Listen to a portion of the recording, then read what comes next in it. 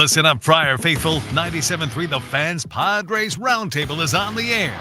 Unbelievable! It's time to discuss everything going on with the Padres. The 97.3 The Fan crew is here for the most in-depth discussion on the Friars in our weekly Padres Roundtable, delivered by San Diego Roundtable Pizza. And now, here's your host, Ben Higgins. Well, welcome back to the Roundtable. It's been a couple of weeks. We've been the opposite of the Padres, who've been playing virtually every day in June. We've taken almost every day off of the Roundtable in June, but we are back here for the next hour, commercial-free, to talk about your San Diego Padres with our cast of characters here from 97.3 The Fan. Matt Scraby. Hello, Matt. Hello. Stephen Woods. Hi, Ben. Paul Reindl, the EP. Braden Sopranit. What's up, Ben? Chris Ello. Hey, and yours truly, Ben Higgins. And I will get started with that stretch, which I think we all made a lot of as the Padres headed into 26 games in 27 days before the month of June even started. And they finished it yesterday with a win, going 13-13. I will start right next to me with Chris Ello. Chris, what, if anything, did we learn about the Padres over these last 26 games? I didn't think they did very well. Like during this last stretch of games, I thought they've been, playing well below what they're capable. The bats have been silent for far too long. The bullpen has not been as locked down as it had been earlier. The starting pitching is injured and a mess. And yet 13-13, I think based on everything I just said, is very acceptable. So I think what we learned is that this team does seem to have a little something extra. Whatever that might be, it's hard to define, but it's something that is allowing them to be, right in the middle of things, despite a lot of things not really going the way they would like them to. So I think that's a good sign, hopefully, for the second half. Yeah, Braden, do you share that optimism of what the last 26 games means for the Padres? Yeah, and I even, I broke that stretch a little bit tighter with just the good teams that they had to play. In fact, they're out the Pirates and the Nationals, which ended up making it an even 13-13. I think they were only one game under 500 during the other part of that stretch against very good teams in Major League Baseball. And as Chris mentioned, they haven't been playing very well in any sort of facet. And there's been, when two parts of the game are bad, the other one tries to pick it up. But as Chris mentioned, they could be losing all these games, but the fact that they went 500, I think, is suffice. I think it suffices. You're going to have another big stretch in August against a lot of good teams, but when you go through the MLB season, you got to weather the storms of these big stretches, and the Padres successfully did that. Matt, some of the things that we saw in this stretch, the Padres had their worst run in close games all season, but then they came back and won a couple of one-run games. But virtually every game of these last 26, other than maybe the Dodgers 11-1 win or whatever it was, they've all been close. I mean, the Padres continue to play these close games constantly throughout the season. They do, and I think it's a good thing because it keeps them fresh, it keeps them ready, it keeps them, on their toes, and it also proves to all of us that they can come back and win these games when they, we've seen it. The 13-13 over the last 26 games, I think, is more than acceptable because of how everything's going with the rotation, how everything's going with the bullpen. Mike Shildt, there's a couple times when we disagreed with his bullpen moves, but for the most part, he's done a pretty good job of scheduling this out and making sure that guys aren't really too tired when they come in the game. Maybe Jeremiah Estrada has run into that, Jason Adam, but who else did they have? So they kind of had to use them. I do think that this team knows how to win, and I think that Mike Shildt has put them in that place. Paul, I think one thing that if we didn't already know that we have learned without a doubt, though, over the last 26 games, that the Padres do not have enough depth on their roster. You take away one player from the lineup, whether it's Jackson Merrill on a concussion or Xander Bogaerts resting a shoulder or just giving a guy a day off of his feet. And all of a sudden, half the lineup looks completely unproductive at the bottom of the order most days. We've talked about, obviously, they need to address that, but it's almost a miracle that they made it through this stretch with a couple of injuries, as Chris said, at 13-13, maybe better than we could have even expected or hoped for. Yeah, it's crazy how it works out. I mean, Xander Bogaerts getting a lot of criticism during his time with the Padres, rightly so, finally starts turning it around, gets one day off, and all of a sudden we're like, this is a whole new lineup. Like, what is happening? What's going on? The depth, they got to figure it out because, one guy getting a day off or one guy getting hurt shouldn't like derail the entire lineup. And you got to find a way to get a spark in this offense. I think when you look at the 26 and 27 stretch that we're talking about right now, I agree with Chris, I think the most. Like, it's a results-based business, and the results are they weathered the storm. They got through it 13-13, but it wasn't pretty. And there's a lot of concerns with the offense still.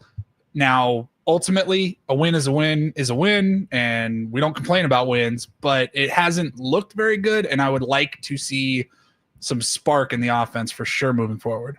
Woods, I gave you about 5 minutes to get your head right at the start of the show, but now it's on you. Did you learn anything over these last 4 weeks? I learned that we as radio hosts like to move the goalposts a lot, and I think we need to stop doing that. I think when we went into the stretch, we said 500 would be great throughout this trek that they're about to embark on.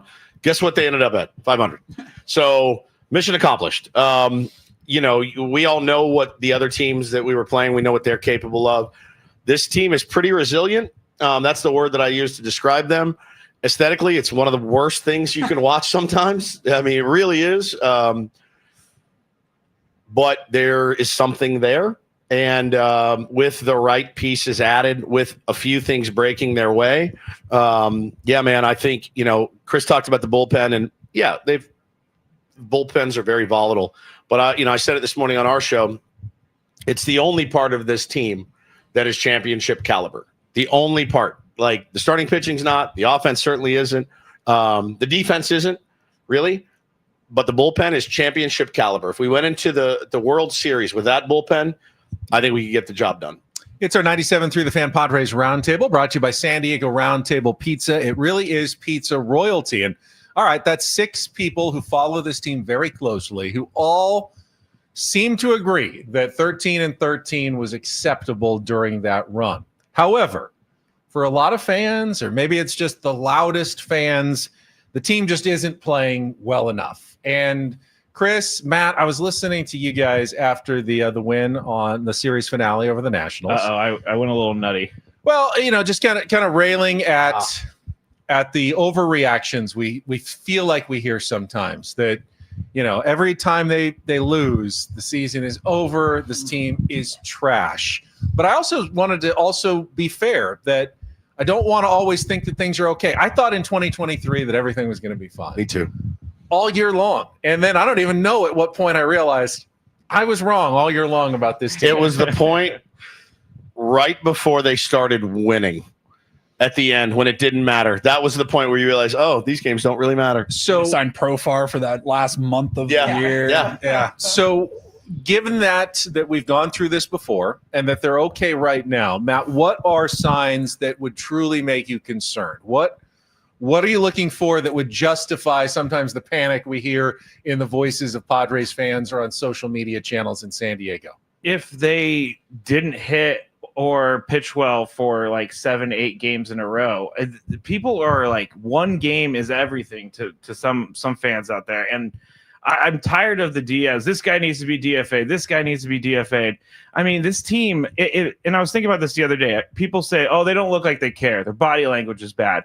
Fernando gets hit on the wrist by a pitch last Thursday against the Dodgers, back in the lineup the next day. That tells me that he cares. So if we start seeing guys kind of be lackadaisical, if we start seeing more errors, if we start seeing them not take advantage of the small things like moving from second to third on a fly ball, then that's when I start getting worried. But they didn't hit for a really concerningly long stretch, especially, late May, early June. I mean, it was bad for a while. The pitching, though, has held up. Chris, you were pretty fired up as well, on your show about the overreaction maybe to the game on Monday, in which C.J. Abrams and James Wood went off. Padres came back and won 2 close games. If they had lost one of those, though, it doesn't fundamentally change who the team is either way. What do you feel like would be a truly concerning development for the Padres? Well, the first thing I want to say is they've done a good job of winning games that keep us feeling okay. And what I mean, it's like golf. A little bit. It's like You playing hit golf. 10 bad shots, but you get that one that brings you back. That's right. The Padres, I believe the official record is 17-9. I looked this up in the final game of series this year, which means that at the end of every series, we feel a little better than maybe we could have because they end it with a win. Love the back nine. You know, they got the last game against the Dodgers. So losing 3 out of 4 didn't sting as much. We blew the game in Arizona, but we won the last game on Sunday, so it wasn't as painful. We got the 2 at the end against Washington. So I want to say that ahead of time. I think we feel a little bit better than perhaps we should, because I do think underneath there are some signs that could turn this thing the wrong way. And I think if you said, where would I be worried? One more injury somewhere, I think, and if it's a bullpen piece, we can't lose another starting pitcher. And you just talked about what happens if somebody goes out in a lineup. We can't withstand that. That's when I would really get worried. Well, you were kind of nodding there. They have won those games seemingly every time we say, boy, they kind of really need to have this one. They have gotten it for the most part this season, which is a good sign, but it also may, as Chris said, mask some of the realities that we don't want to think about. Well, my concern would ping into the red if Yu Darvish and Michael King don't come back. That's when I'm really concerned. And that's when I'm of the opinion that I could completely move my own goalpost, which I just said not to do, and look at retooling for next year, trying to see what you can get. If Michael King and Yu Darvish don't come back, you don't have what it takes to trade for 2 guys of that caliber or potential. And so that's when I would be really, really concerned about this team. Now, hopefully we have some clarity on both of those guys in the next couple of weeks. And if that clarity isn't good, if it's murky, I think we're screwed. Does the fact that AJ hasn't made a move yet, some crazy, May or Panic June move. blockbuster trade, that would tell me he goes, okay, these guys are not coming back. I'm going to try to save the season. The fact that he hasn't made a move, does that say, all right, he's confident that these 2 will come back and he can maybe look at addressing other areas of need? I will. That's a good point, actually. I will admit, and I've been saying what Woods said about Michael King. You can't really expect much if he doesn't come back. And tell me if you guys have felt this way. I've kind of held my breath about Stephen Kolek and Ryan Bergert, waiting for the inevitable. All right, they're really rookies. They're going to struggle at some point. And I just keep feeling if they can just last until they get Darvish and King back, everything is going to be fine. But Braden, they could not last. We already seen an injury now to Bergert. We're not sure how they're going to. We'll talk about that in a second, what they're going to do with that. But the pitching depth on the starting side definitely feels like the most dicey part of this team to me. It's definitely dicey, especially with King. I agree with Woods and disagree with Woods. If Darvish doesn't come back, I'm not as concerned. If Michael King does not come back, they're in some serious trouble in terms of the outlook of the season. I mean, I'm kind of use them as like together, together. I feel like we need them both because somebody can come back and then you not worried about a Kolek. Guys, Joe Musgrove said he might be able to pitch in October. In October, we just got to get there. We got to get there. With the thing with you, I mean, I think, even though it's frustrating to watch some of these guys pitch, again, you really only need 3 starters, really, 4 max in the playoffs to get the job done. If you get King back with Cease and Pivetta, you're good enough to win in the postseason when you have a good bullpen. And I think the Padres bullpen is good.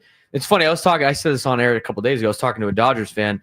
He absolutely cannot stand Yuki Matsui because he mows the Dodgers down. And I'm just like, okay, well, most Padres fans don't like Yuki Matsui for a drastically different reason. So I think a lot of it's perspective on us watching our team every single day. In a vacuum. Yeah, right. I mean, if you're watching every single Padres game, it's hard to watch all these other teams play.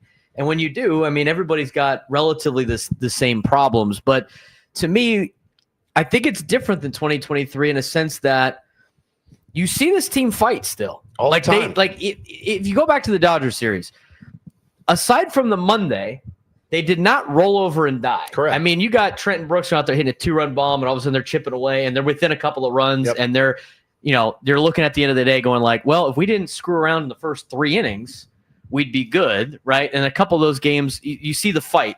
Whereas in 2023, it was over, dude. You'd pull your head, you're pulling your hair out of your head watching these guys wait for this big hit that they never got, and then they'd roll over and die after about 3 or 4 innings. And I think that's a major difference. And then the last time, I cannot get concerned until after Preller's done at the trade deadline because, yes, they don't have depth, but as we all know, regardless of how much prospect capital he may or may not have, there is a lot on the market this year. If you look at the top 50 potential trade targets, and we do know in baseball, everybody's team August through the end of the year is drastically different than it is right now. So if we finish July and you look at a team and he makes like 2 moves and that's it, my concern level goes up a little bit more. But until then, I think you just got to let it play out and relax and enjoy the ride. It's our 97.3 The Fan Padres Roundtable, brought to you by San Diego Roundtable Pizza. It really is pizza royalty. All right, as long as we're on pitching, Ryan Bergert now on the injured list. There's a possibility he'll only miss 1 start. They keep saying it's just a bruise, and they may have even been doing a little roster manipulation to fix the bullpen. But they're definitely going to need someone likely Monday against Philadelphia. Some of the options. Bullpen day, Matt Waldron, Kyle Hart, Omar Cruz, or Braden Nett. But Chris, any thoughts on what the Padres should do to fill the absence of Ryan Bergert in the short or medium term? I know what I'd like to see them do. I'd like to see them get on their knees and beg Yu Darvish to pitch in a real game instead of a sim game. And we had a very good text or tweet yesterday from our friend Kirk Kenny of the San Diego Union-Tribune, who asked Scraby and I, does anybody know what Darvish's record is this year in sim games? And I had to laugh a little. He's pitched like, it seems to me, like 6 of these things, and bullpen sessions, and this, and 14 batters yesterday. It's driving me a little crazy. Is anybody else being driven crazy, or is it just me? I'm not. I'm not. The reason I'm not, because it just boils down to the fact that it's Yu Darvish. Like I don't get the sense that Yu Darvish is out to screw the San Diego Padres. He just wants their money. When he was took a pay cut last year. Yeah, when last year he gave up his salary when he had his personal issues, whatever those were. That didn't bother me. People have personal issues. It happens. I feel like if Yu Darvish could pitch, he would. I don't worry about. It's an injury. Like, it's an injury, and there's something not right in him, and I think he's earned the right to say when he's ready. I do, and I think that you look around baseball. There's a lot of starters on the IL. And I'm sure they get questioned by their team and the fan base as well. I just don't see it in him. I don't see him as a guy that wouldn't be out there if he couldn't. Well, I think he knows that if he goes, 4 or 5 innings, but then can't pitch again in 4 or 5 days, he hurts the team more than he helps the team. It's not Shohei Ohtani.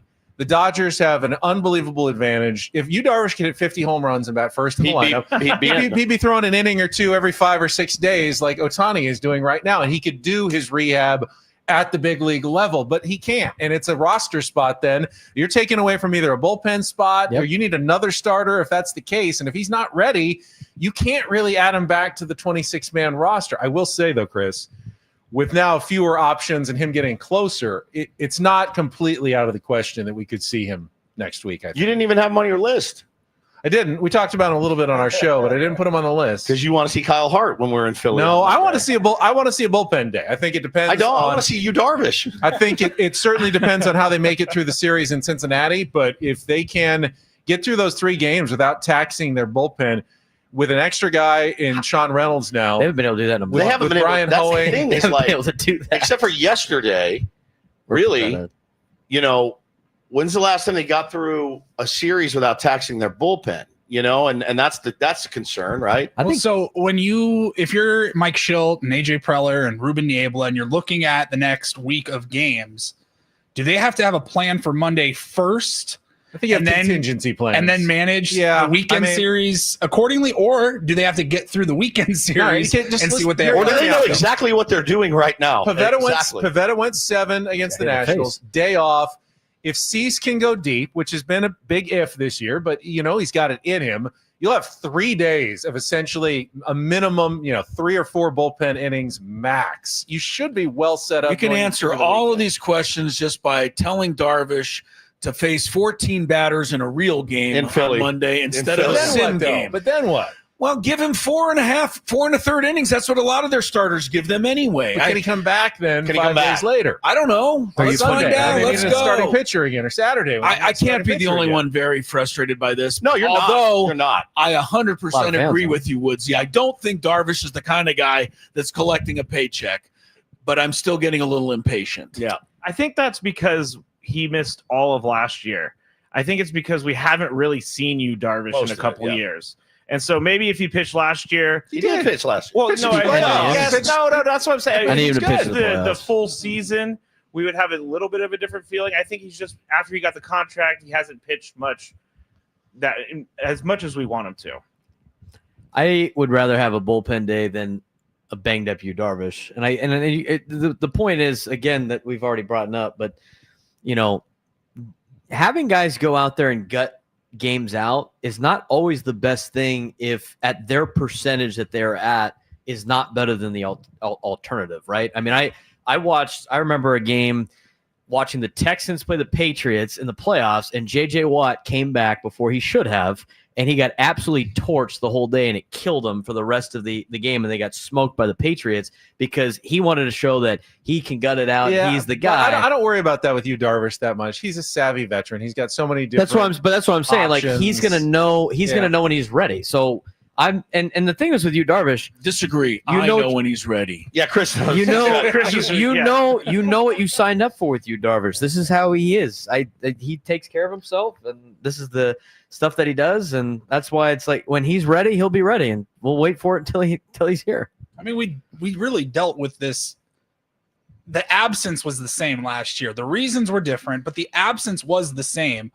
And we just never saw him until he had like a press conference in the dugout in August. And he's like, yeah, I'm coming back. I'm where, this is where I'm at. And he came back and he pitched brilliantly Great. in September and October. Yeah. So we have no reason to doubt Yu Darvish knows his body. He knows his routine. He knows the regimens that need to go to get him ready to pitch. So why would we start now? Plus, he is in the dugout still. So I mean, who knows what he's doing in terms of helping everybody else out, just being He came part in of the cold club. last year and pitched really well. Right. It's our 97.3 The Fan Padres Roundtable, brought to you by San Diego Roundtable Pizza. It really is pizza royalty. So how many eyebrows here were raised when Mike Shildt changed his lineup twice in 1 week? What's going on here? What do you make of the change first, to put Jackson Merrill up to the second slot when he came back, but then all of a sudden switching Luis Arraez to the leadoff spot and dropping Fernando Tatis Jr. to the fourth spot? Anyone want to take this first? Like, why are we? I mean, we're It's just unusual. Well, it's unusual because it's Shildt, Yeah. right?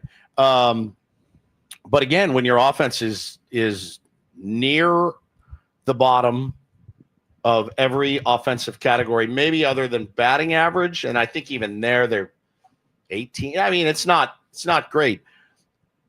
Look, we were after him to switch it up, try to catch a spark, try to catch lightning in a bottle a little bit, and then he does it, and you won those 2 games. Now, the offensive output was not great, but you won those 2 games. I had no problem with it.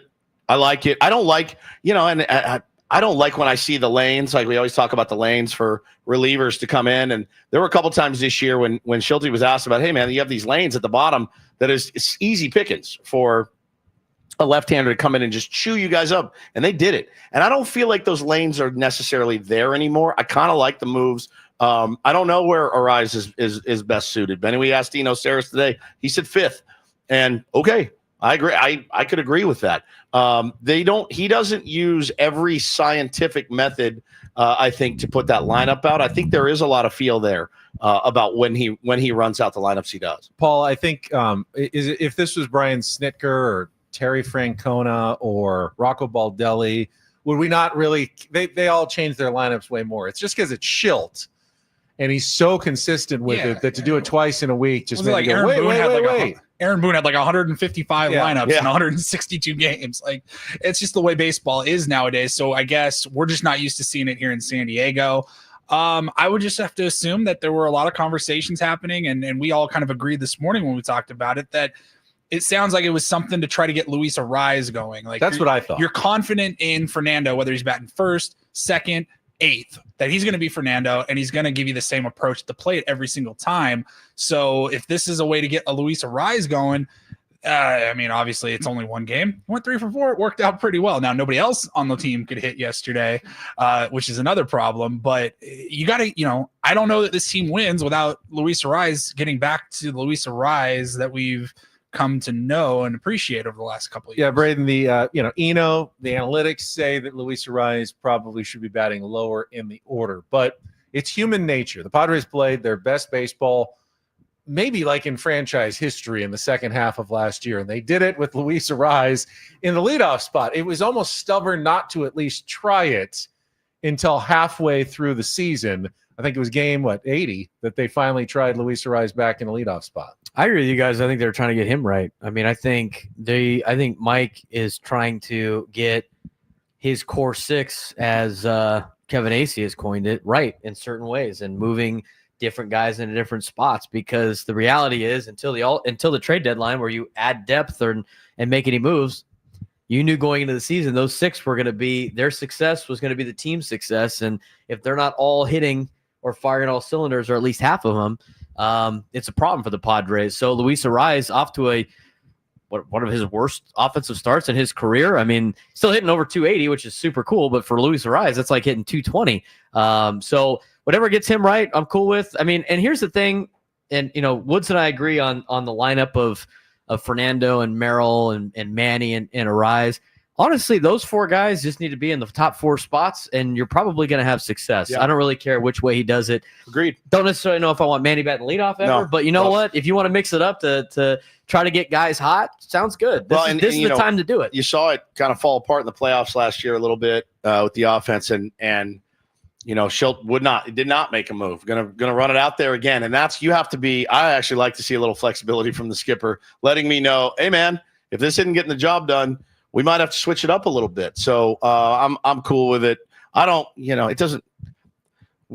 For years, all I heard was we need a consistent lineup. Yes. We got to have a consistent lineup, and you have a consistent lineup. We had a consistent lineup, and they didn't do anything. And everyone's like, "Why are you switching the lineup?" Like everyone needs to figure it out. Figure out what you want. Why is Andy Green switching the lineup every day? Yeah, they can't get used to their spots. Oh, the guy's uncomfortable. He's hitting 3, and the next day he's hitting 4, and these guys, they can't get right. Approach changes. Now, so then he runs out the same lineup for 79 games, and everyone's like, "What is he doing? Come on, man, you got to keep it fresh. These guys have open minds. Is he asleep? What's he doing?" Yeah. The moral of the story is fans and radio host will find something to complain about no matter what, which means Mike Shildt knows he can never win. Totally. We're not all fortunate enough to throw 3 MVPs at the top and just say, "All right, the rest of you guys better get your ass together, and we'll figure it out." But I don't mind the jigger of the lineup. I don't mind when he does it every day. I really wouldn't. It doesn't bother me. The guys in the lineup, they have to produce, period. Tatis needs to play like the superstar he is. Manny needs to play like the superstar he is. Xander was coming around. I'm so bummed to see him get hurt. Luis Arraez needs to play like the superstar he is capable of being. Gavin Sheets is like a revelation. So I don't need him to be a superstar. I need him to just stay as consistent as possible. Crony, stay consistent, right? But those superstars have to superstar, or we're going nowhere, no matter where they hit. I think a little bit of this, I agree with, in general, with everything that you guys are talking about. But what I said earlier, the fact that they keep winning these games that we think they kind of have to win might be masking a bigger issue. This is the issue I'm honestly referring to. They aren't hitting, and they haven't hit. And it's pretty clear now to me that they are admitting this finally to themselves. And so they've changed the lineup twice. I don't think it matters where they hit, and I don't care which one they do ultimately choose, as long as they find something that starts to work. And if they don't find something that starts to work, they're going to be in a load of trouble, I feel, and I think they know it. So I think that's where this lineup change is all coming from. I will add that Eno thought that Xander Bogaerts or even Jake Cronenworth would be legitimate options to top the order, and then follow that up with guys like Manny, Tatis, Merrill, and Arraez in the next 4. Matt? See, I don't think it's crazy to put Xander at the top, because if Xander gets on base, he can walk, And when he gets swipe on a bag, base, too. He steals bases. He puts together some pretty good at bats. He has He been- runs up some pitch counts. His Yeah. ABs lately have been outstanding. I wouldn't man. mind to see him at the top spot because when he gets on base, he could run the bases. Luis Ariz gets on base. I've seen it a couple times the last few First weeks. game, Xander goes 0 for 4. I don't They're care. going to blow up your chat, and you're good. going to start whining. I was just about going to it. say, what a change in tone in like 2 weeks. I said this. I Please. said this like 3 weeks ago when we were talking. Outta Yeah, you here. were there. Hey, he steals a lot of bags. I did get caught finally, 13 out of 14 now. But anyway, that's the lineup. Now, since we've last roundtable 2 weeks ago, Padres have played 7 games against the Dodgers, going, of course, 2-5. But they were all close, except for the one that the Padres blew out the Dodgers. So at this point, those two teams, any potential playoff run likely goes through LA. How do you compare the two rosters and where the Padres would need to get better if they want to get past the Dodgers, Paulie, in the playoffs in October? It's hard to say. I mean, the next time we see them, we could have a completely different roster. after They the can trade too. deadline. They can too. And they can too. They're about It's- to be very active. They Yeah, I think so as well. It's so hard. I mean, yeah, I agree. They played them tough. Every game took a week off my life. Yeah. It was 7 straight playoff atmosphere type games, and you can't be happy with 2-5. But I don't know how it's going to be any different. You got to wait and see. You have no idea what this roster is going to look like. Obviously, they got to be able to hit better. They've got to be able to limit the Dodgers offensively, and I think they do a pretty good job of that. This pitching staff, I'd have to look at all their numbers, all their splits against the Dodgers. It feels like everybody on this rotation or on the pitching staff steps up for those guys. Well, but they beat you with Pajes, and they beat you with Will Smith, and they beat Tommy you with Edman. Tommy Edman. Right. They beat you with Teoscar. And that's a Padres problem that we see That's really pretty often right now is the bottom. You're letting bottom of the lineups for not just the Dodgers, other teams. You're like, oh, Nationals that's what it's murdered like. us. Yeah, that's what it's like to get production from your 7, 8, and 9. So No I guess doubt. if they can figure out a way to get production out of 7, 8, 9, that would be a drastic improvement the next time they face the Dodgers. And do we face them again 6 times in, Yes, in, 6 times in that? in a Except 9-day instead span, of I think. Arizona between, it's San Francisco. in Yeah, but it's between. that back-to-back in the middle August, of a in August. 26 some and that's game it. stretch. 2 agonizing Jesus. 6 more or 7? weeks. 6 more. 6 more. 6 more. 2 agonizing weeks in the middle of the season, and that's it against But again, the like, Dodgers. we handled them last year, Ben, in the regular season. Handled them in a couple games in the playoffs. We were right there. So what scares you is Glasnow, Snell, Sasaki coming back. It also scares you when you hear they are in the market for a frontline starter, a back end guy like a Pete Fairbanks or an Emmanuel Clase. That's what scares you. They have the chips to get it done, to overpay. They have so many good prospects. They have so much money they can afford to make a mistake if it doesn't work out. They're the bully, and sometimes the bullied beats up his bully, and that's what you're going to have to do. But regular season really means nothing. Like, we saw how we handled them last year in the regular season finally, and it was great. We all had a fun time covering it. But, man, when you got to the playoffs, they won out. I'd say whether the Dodgers acquire new pitchers or just get back the pitchers they already have, they're always going to be tough to score against. The Padres are always going to have a tough time scoring. We know that for sure. What I was encouraged by was how well they handled the top 3 guys in the order. Yeah. Consistently over those 7 games. Now, you have to find a way to stop Tommy Edman, as Paulie said, and Or Hai-Sung Kim getting on in front of Otani. You have right? to find a way to stop those guys from hurting you, Chris, if you want to have a chance against the Dodgers. But I legitimately think they do, simply because they do handle the guys at the top and have handled them pretty well across the board on their pitching staff, including apparently Yuki Matsui, the Dodger killer that we didn't even know that we had. Well, here's the thing. Yes, they did an amazing job against the top 3. The statistics bore that out. I don't think any of the 3 hit a home run in the 7 games. So, but are you going to play with that fire again? I mean, that's unlikely. There's 2 things that stood out to me in the Dodgers series. One, I expected. The other, I didn't. One is the bottom of the Dodger lineup is 10 times better than ours. At least. And they showed it. Okay, we've already kind of kicked that around. The part that concerned me was that, as we said, they were all close games, which means they were either tied or 1 run, 5th, 6th inning. But the Dodgers won them all. Why? Their bullpen shut us down. Our bullpen did not shut them down. That is where we have to make sure we have an advantage if we're going to beat the Dodgers. No doubt. Adrian Morejon is really kind of your secret weapon to get those guys. They have lanes where Morejon can absolutely thrive, and they have to do a I don't want to say a better job, but they have to do a better job at figuring out who to deploy and when, and it's not easy. It is almost impossible against a lineup that deep.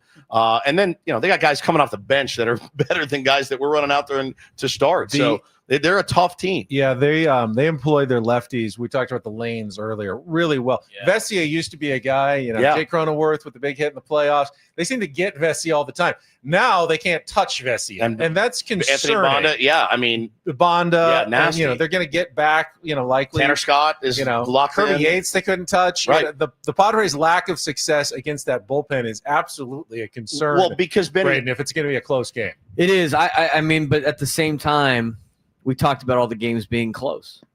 What loses close games?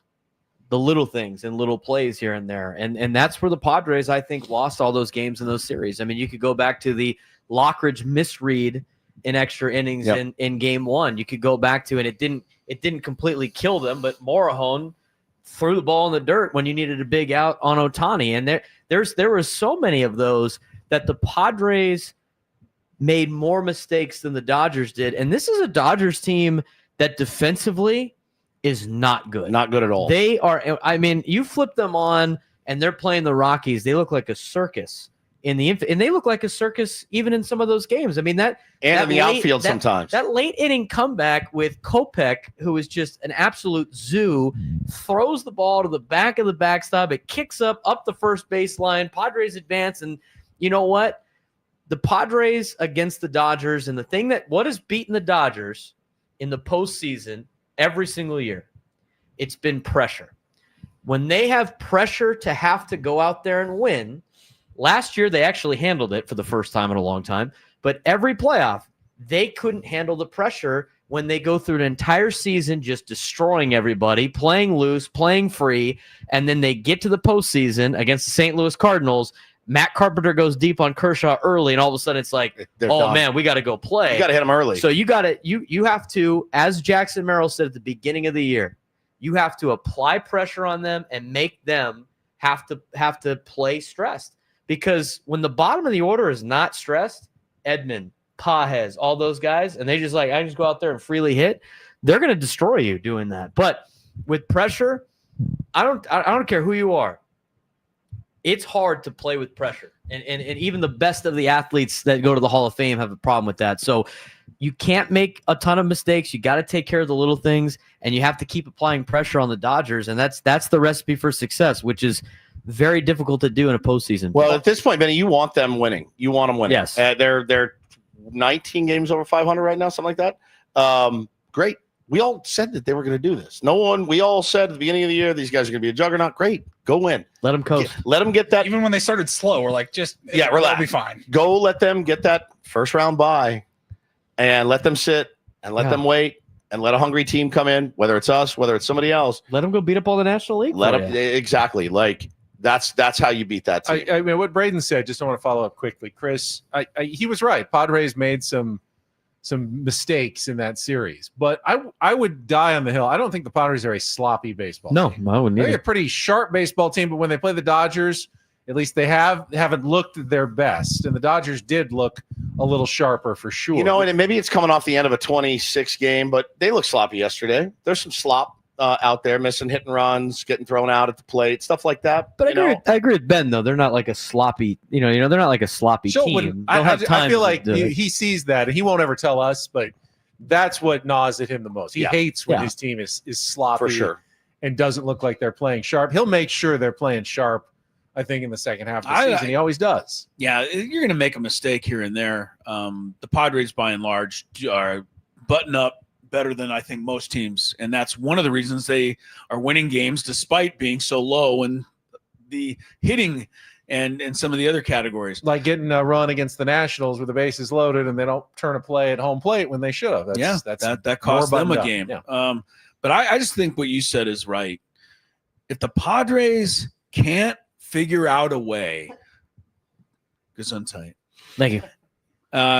Can't figure out a way to get a hit off Anthony Banda or Jack Dreyer or Alex Vesia, and don't even let them bring back Blake Trinan, Yates, Scott. These bullpen guys, they shut them down here in the recent 7 games.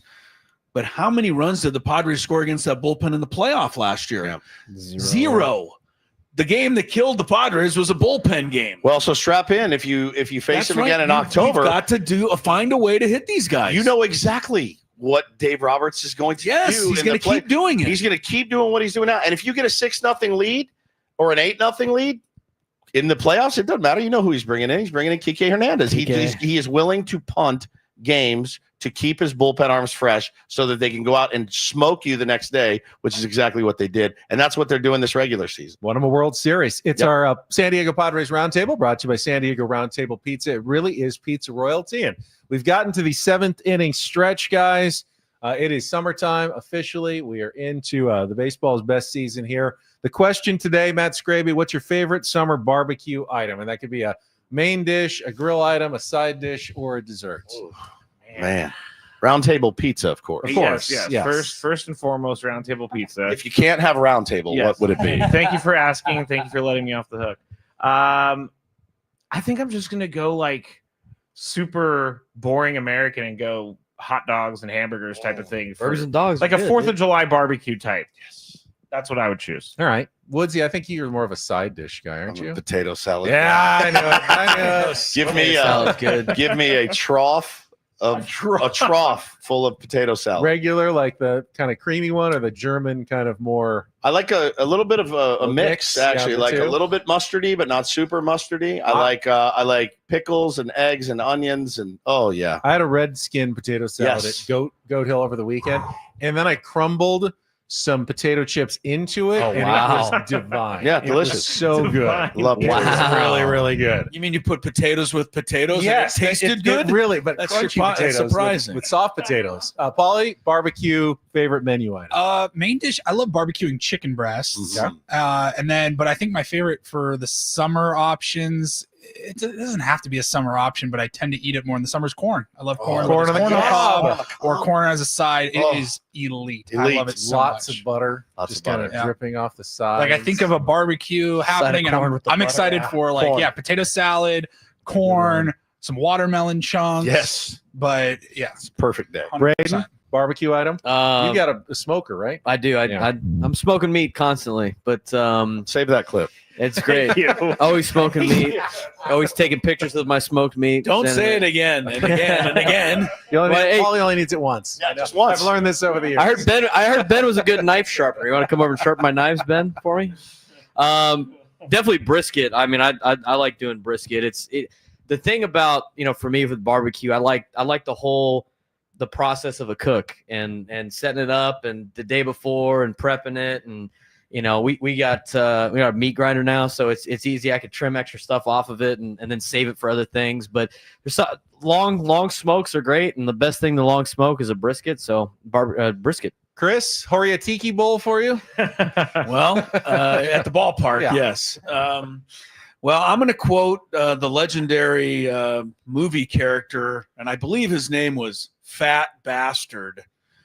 And I believe he's saying, I want my baby back, ribs. Ooh, and good baby call. back, baby. Ribs are good. I got to Just go had those ribs. a couple weekends ago. Ribs are my all-time favorite.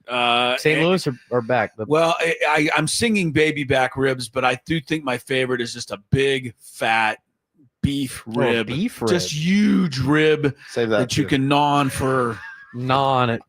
like 20 minutes. So many How good much you gnaw on choices. your ribs there, Woods? Enough? Enough. Enough? Can you smoke me a rib? I'll can't. smoke you some meat, Chris, as long Thank as you. Ben sharpens my All right, knives. since none of you went the dessert route, a tray of peach cobbler where you Yeah. get to serve Cobbler. yourself and then scoop some ice cream on top of that. Oh, I love that. I would go cherry pie if that's the case. Cherry pie is good too. Yeah. Peach I have- cobbler I have- summery though. I love that. I have smoked an apple pie or two in my time. All right. Speaking of summer, Padres are in hot and sticky Cincinnati to play a club that is now looking like a potential wild card contender, especially now with the addition of young phenom Chase Burns. Now that we're virtually halfway through the season, How do you guys evaluate the playoff chase in the National League with teams like the Reds, the Cardinals, Giants, Phillies, Diamondbacks? Did I say Cardinals? Yeah, I think I already did. Chris, I mean, I think there's 7 teams separated by only about 4 games at this point. 10 teams in the National League are over 500. So I would say all 10 of those have to be considered. And, I'm not totally ready to count the Braves out, but they're not one of those 10. You're going to have to play well. I think I'm just looking at it from the Padres' perspective because I don't know which of these 10 are going to emerge. It seems to me that the Brewers are living a little on borrowed time, maybe more than some of the others, but they've proven everybody wrong before. Padres are going to be either 44-37 at the break or at the halfway, or if they win tomorrow, they'll be 45-36. Either way, what's that? 88 or 89, 90 wins. I think that 90 is going to be almost necessary with so many teams in contention. The Padres better bring it in the second half and go at least 45-36 again. That's all I'll say about the playoff thing. Matt, your take on the playoff race. And Chris is right. I think 90 is a good target. Now, the good news is the Padres only really played well for 3 weeks in the first half, and they were able to get on pace for 90 wins. So if you just find another stretch where you play well, match what you did in the first half, you should be in okay shape at the end of the season. I guess I have a small soft spot for the Reds in my heart because I lived there for a little bit, but they're dangerous. And if they could play good baseball, they could beat some teams. Now, do they play good baseball all the time? No, they don't. Ellie De La Cruz is great. He's also terrible at the same time on defense. He's great and he's terrible. I mean, did you see Chris and I went over yesterday when he didn't look home when the guy tagged up or missed the base, whatever. I think the Padres, and I said this a few weeks ago, I think the Padres play their best when their back is up against the wall. And their back is not up against the wall right now. They still got plenty of time in this season. Their second half is usually where they're their best outside of 2023 or 2021.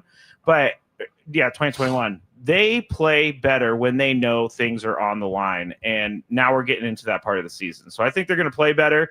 I am a little worried about some of those fringe teams, though, sneaking in and stealing one of those. There's just so many of them now. I mean, you can't necessarily identify which one. Somebody's going to do it. Someone's going to play well. There's no doubt about that. I think the Reds, Woodsy, one thing that worries me is Terry Francona. 100% is their manager now. And I had them in the playoffs. I had them making the playoffs this year. It was kind of my sleeper pick, and mostly because of Tito, to be honest. And I love the young talent that they have. Rich tradition of winning in that city. They want it back. They want it badly again. It's been a long time since the Big Red Machine and then the days of Eric Davis and guys like that and the Nasty Boys. But they are absolutely a scary team that can whip your ass up and down that 140-degree field that you're going to be playing on the next 3 days. So you really have to be careful. Dylan Cease needs to pitch his tail off tomorrow night. I don't know, man. I want to win one game at a time. I got to figure out a way to beat them tomorrow with Dylan Cease on the bump. You got a couple of tough lefties they're throwing at you, Abbott and Lodolo. Pretty nasty. So they have a ton of talent. I mean, a ton of talent, and they have the right man at the helm. So yeah, man, it's a big one.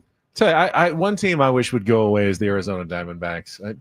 And the Cardinals are for the team. Corbin Carroll's injury should push them. You can't. I thought Corbin Burns' injury was going to do that. They don't have any more Corbins to lose. They're out of Corbins. Patrick Corbin there? No, he's not. No, he's not there anymore. And just feel like if they could go away, you could not breathe easily. But help. I don't like seeing them continue because they'll get Corbin Carroll back at some point. They're not getting Corbin Burns back, but they'll get Corbin Carroll back. And if they're anywhere in contention, they have I think the most dangerous offense certainly remaining in the National League wildcard race. Here's the one thing that's a little concerning to me. You have a lot of people saying, well, last year, we're worried this year, but they're 8 games over 500, whereas last year they were under 500. Yeah. And a matter of fact, we're 50-50 after the first game of the All-Star break, and we did fine. Yes, that's true. They also went 43-19 to finish the season. I don't think you can count on that happening again. No. So the fact that we are ahead of last year's pace is nice, but they got to stay ahead of last year's pace. Yeah. You know, Mike Shildt obviously has a track record of good second halves. But probably one thing I wanted to ask him is, where do you see the improvement coming in the second half from this team? Because I don't necessarily easily identify. You know, I say we hit better, but I don't think that's what Mike Shildt talked about when he told us, hey, get better as the game goes on, as the series goes on, as the season goes on. You can't just say hit better now. You know, there's no magic wand to hit better. You can get better as a team, more coordinated, better communication, sharper defense, but just hit better is not a wand that any manager has to wave on his team. Well, I think I tweeted yesterday. It was I think it was Mike Petriello that tweeted it out, and he said, "Why isn't Dave Roberts pressing the same hit with runners in scoring position button that he did the first 2 months?" And I looked at the Padres and I said, "Well, my God, we are like the most consistent team." It was like 254 with runners in scoring position, 248 and 251 or something. And since the season started, they've been consistently average at hitting with runners on scoring position. I think those numbers will jump up. I do, based on the fact that, you know, guys are healthy. The more the more ABs you get, all that stuff. I think it's gonna happen. Pitching wears down, but they have been fairly consistent. Now, consistently bad or consistently average is still consistent. It's still consistent. So, yeah, man, I think, you know, the improvement can certainly come offensively. I don't know Shilt's going to give you a clear answer on that. I mean, if he could press that button to have this team turn into an offensive juggernaut, I think he would have pressed it by now. Yes, he wouldn't. He's not going to wait. Let's wait. Yeah. Sometimes happens naturally, Paul, in the second half of the season. I mean, Petco Park heats up. Cincinnati's a great place to get your bats going. Place to hit. Yeah. Jackson Merrill's fly ball that was caught at the warning. Probably about 6 balls that the Padres hit in this series against the Nationals are all 5 rows deep at the Great American Ballpark. Yeah, it's too simple to say like offensive production, but I do think that guys are going to start playing with more of a sense of urgency in the second half. That's only natural.